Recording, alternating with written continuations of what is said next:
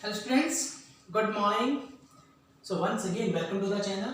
So today our topic is Niels Bohr model of atom. Okay, and from class 9th. Yes, beta. Before this video what we have done? We have done about the discovery of subatomic particles. Okay, we have done the Thomson model of atom. Then we started the scattering experiment of Rutherford and we did the Rutherford model of atom. But you know very well कि at some points the Rutherford model get failed, है ना? कि जो Rutherford का model था वो fail हो गया. किस बात पे फेल हो गया था? कि Rutherford model could not explain the stability. Yes, कि वो Rutherford का जो मॉडल है वो स्टेबिलिटी एक्सप्लेन नहीं कर पाया. Okay, couldn't explain.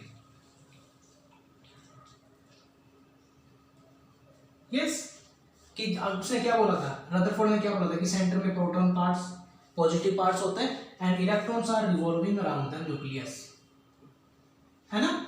तो वहां पर मैक्सवेल की एक थ्योरी आई थी फिजिक्स की. तो उन्होंने बोला कि ये इलेक्ट्रॉन्स रिवॉल्व करेंगे तो वो घूमते घूमते उनका पाथ कम हो जाएगा and finally they will electrons will fall in the nucleus and it will burst, कि एटम तो खत्म हो जाएगा. तो रदरफोर्ड इस चीज को एक्सप्लेन नहीं कर पाया. So he could not explain the stability of atom. और भी कुछ पॉइंट्स तो जो हम बड़ी क्लासेस में पढ़ेंगे कि the model of Rutherford could not explain some points. क्या क्या पॉइंट्स नहीं एक्सप्लेन कर पाया था. कुछ और पॉइंट्स हैं जो आप बड़ी हायर क्लासेस में पढ़ेंगे. Black body radiation, photo electric effect, okay, वो अभी नहीं पता आपको. तो रदरफोर्ड के मॉडल में कुछ कमियां आई तो जिसकी वजह से नील्स बोर एक नए साइंटिस्ट आए और उन्होंने एटम्स के मॉडल के ऊपर बात की और जो उसने नील बोर के मॉडल से मिलता जुलता ही एक नया मॉडल बताया. So Niels Bohr gave a new model of atom and gave the following postulates. क्या क्या पोस्टुलेट्स दिए उसने नील्स बोर के मॉडल के एटम में? अगर बात करें उसने भी यही चीज बोली नील्स बोर ने जो रदरफोर्ड ने बोली थी कि एटम कंटेन इस सेंट्रल पार्ट. एटम के अंदर एक सेंट्रल पार्ट है, okay, which have a massive substance that is positive protons and neutrons, है ना? उसने भी यही चीज बोली नील बोर ने भी, क्या कि एटम के सेंटर में एक पॉजिटिव पार्ट्स या फिर प्रोटॉन्स और न्यूट्रॉन्स प्रेजेंट है. ओके, फर्स्ट पॉइंट यही रदरफोर्ड ने बोला था. सेकंड पॉइंट उसने क्या बोला कि in outer part electrons are revolving.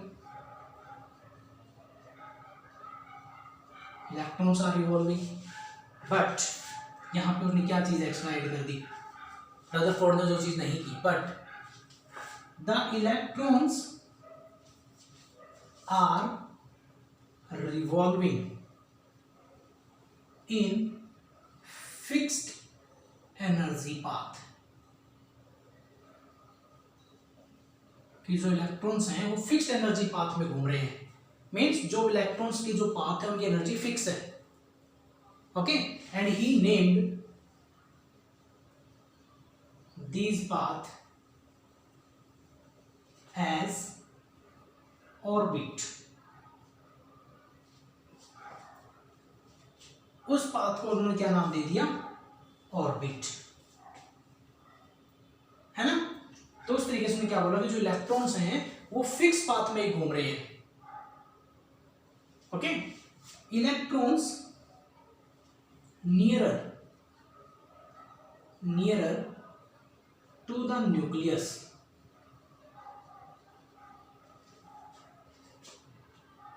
Means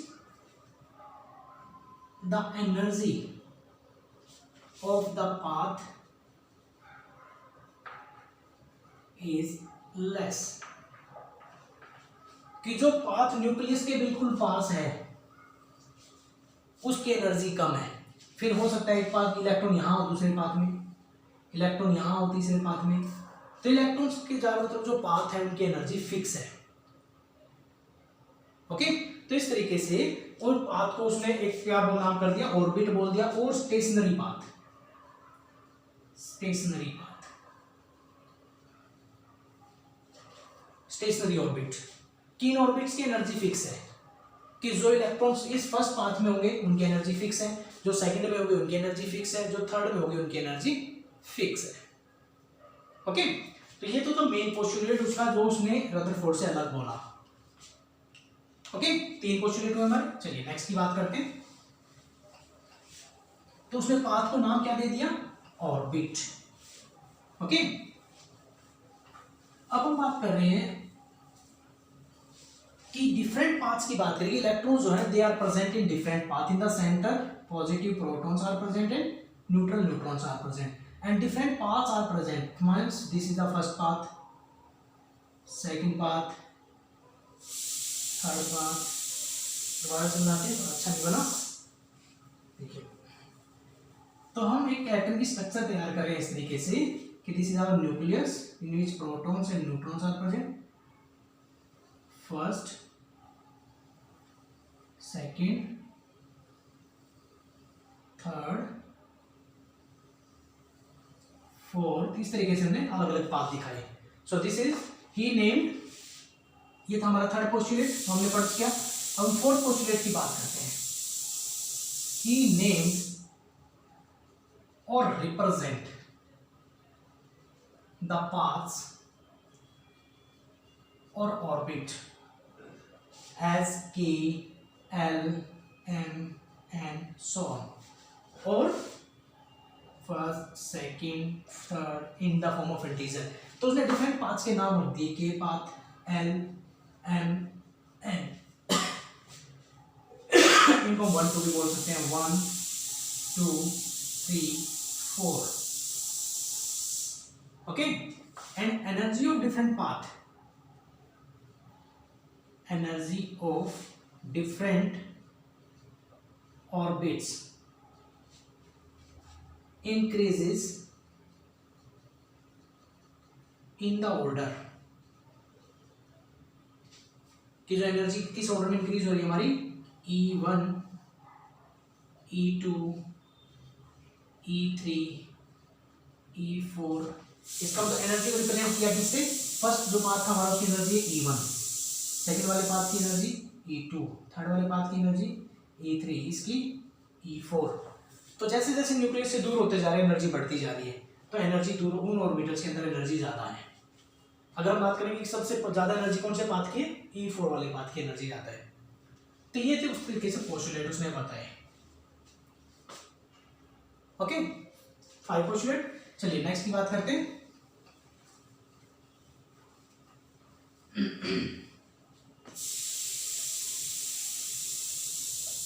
till when electrons is present in its path or orbit, that is called its native or ground state। कि जो भी इलेक्ट्रॉन अपने पाथ में प्रेजेंट है, मान लिया दो यहाँ पर इलेक्ट्रॉन है, तो वो इस इलेक्ट्रॉन का ग्राउंड स्टेट है। ओके, मींस बट वो इलेक्ट्रॉन्स, अब नेक्स्ट क्लास में पढ़ेंगे, electrons can jump from ground state to excited state by absorbing the energy।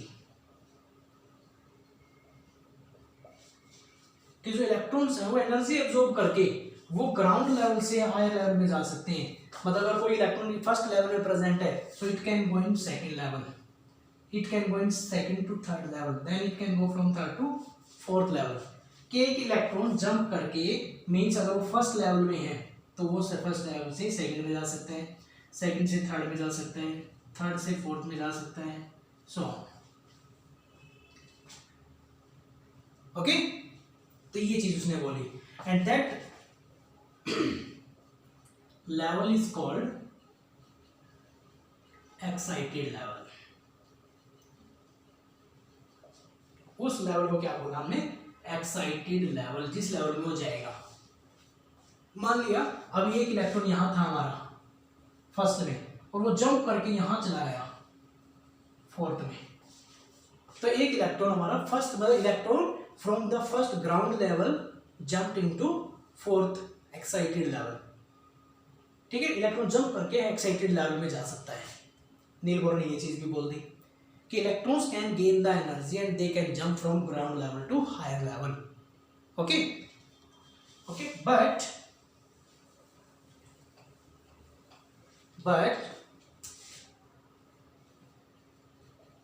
electrons come back into ground level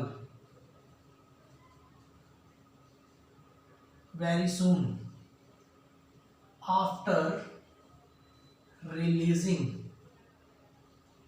the same amount of energy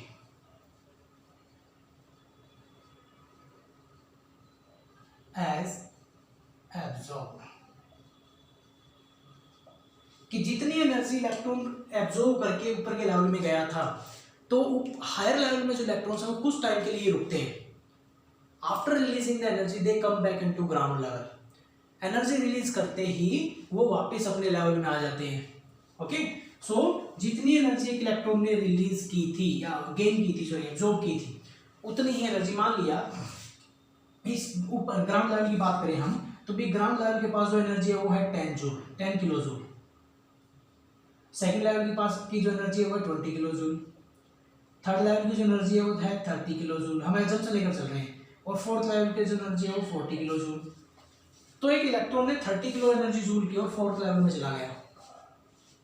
okay, तो अब वो वापस उतनी ही energy release करके फर्स्ट लेवल में आ जाएगा। तो हम energy change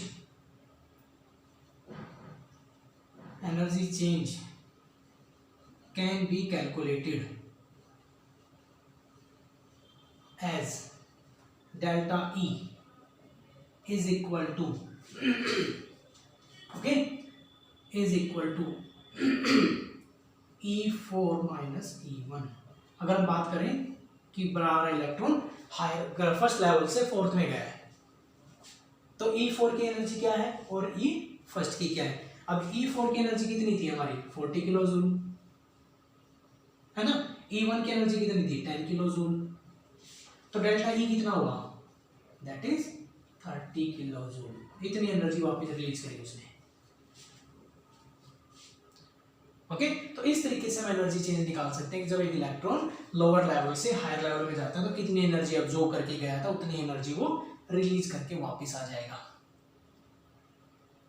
understand? Okay, last point की अगर हम बात करें, एक पॉइंट और ले लेते हैं। Maximum number of electrons present in each orbit और पाथ और शेल, इसका एक नाम और भी है। Maximum number of electron present in each orbit और पाथ और shell can be calculated by the formula, okay, that is 2n square। 2n square से हम नंबर ऑफ इलेक्ट्रॉन्स कैलकुलेट कर सकते हैं। n क्या हमारे पास यहाँ पर नंबर ऑफ शेल और ऑर्बिट। ठीक है, अगर हम बात करें कि फर्स्ट शेल में कितने इलेक्ट्रॉन होंगे, मीन्स 2 into 1 का स्क्वायर, कितने हुए 1 का स्क्वायर 1, तो कितने इलेक्ट्रॉन हो गए 2। अगर हम बात करें सेकंड शेल में कितने इलेक्ट्रॉन आएंगे 2 into 2 का स्क्वायर, कितने हुए 2 2 जा 4 4 2 जा 8। अगर हम बात करें थर्ड सेल, थर्ड सेल में कितने इलेक्ट्रॉन आएंगे, 2 इंटू 3 का स्क्वायर, तो 3 3 जा 9, 9 2 जा 18। तो इस तरीके से हम नंबर ऑफ इलेक्ट्रॉन्स निकाल सकते हैं in each shell, in each orbit. So एक फॉर्मूला भी बता दिया 2n²। सो इस मैक्सिमम फर्स्ट सेल में कितने इलेक्ट्रॉन आ सकते हैं, 2, सेकंड सेल में 8, थर्ड सेल में 18, नेक्स्ट सेल में 32। ओके, तो इस तरीके से हम किसी भी एलिमेंट के अंदर इलेक्ट्रॉन्स को डिस्ट्रीब्यूशन कर सकते हैं कि मैक्सिमम एक सेल में कितने इलेक्ट्रॉन आएंगे, पहले में 2, सेकंड में 3rd, 18, 32 एंड सो ऑन, इस तरीके से चलते जाएंगे। तो this was the Niels Bohr model of atom. Okay, उसने क्या किया कि सेल्स का डिस्ट्रीब्यूशन कर दिया कि इलेक्ट्रॉन्स जो है वो अलग अलग सेल्स में प्रेजेंट होंगे, कि जो सेल न्यूक्लियस के पास होगी उसके पास एनर्जी कम होगी, जो सेल इलेक्ट्रॉन से दूर होगी, न्यूक्लियस से दूर होगी, उनके पास एनर्जी ज्यादा होगी। और कौन सी सेल में कितने इलेक्ट्रॉन्स हो सकते हैं, that is calculated by the formula 2n²। Understand? So now on the basis of now Neil Bohr's model, we can distribute the electrons in different elements. Okay? So that is called electronic configuration. तो उस तरीके से हम इसको क्या बोलेंगे, electronic configuration, जो हम नेक्स्ट वीडियो में डिसाइड करेंगे, नेक्स्ट वीडियो में उसको एक्सप्लेन करेंगे। ओके, तो अब यहाँ तक आप टोटली अपने अच्छे से नोट्स बनाओ और इस मॉडल को समझने की कोशिश करनी है हमें कि this was the Niels Bohr model after the failure of Rutherford model. Okay, thank you.